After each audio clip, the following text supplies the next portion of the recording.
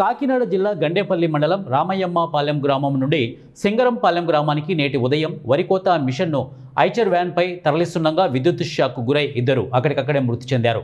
జగ్గంపేట సిఐవైఆర్కే శ్రీనివాస్ తెలిపిన వివరాల ప్రకారం ఐచర్ వ్యాన్పై వరికోత మిషన్ తరలిస్తుండగా మార్గం మధ్యలో 11 kV విద్యుత్ వైర్లు తగిలి డ్రైవర్ విద్యుత్ షాక్కు గురయ్యాడు.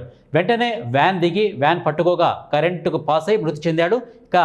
ముందు బండి మీద వెళ్తున్న మిషన్ ఓనర్ వెనక్కి వచ్చి ఏమైందోనని ఆందోళనతో వ్యాన్ను ముట్టుకోగా కరెంటు పాస్ అయి అతను కూడా అక్కడికక్కడే ప్రాణాలు వదిలాడు.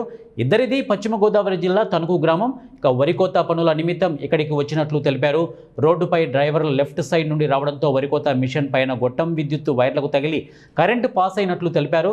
మృతదేహాలను అంబులెన్స్లో మార్చికి తరలిస్తున్నట్లు సిఐ తెలిపారు.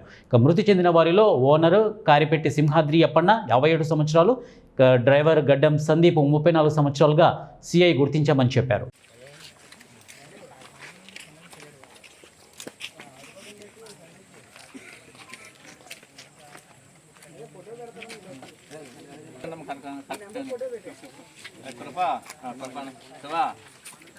కరెంటు ఒక వైపు చాలంటాయా?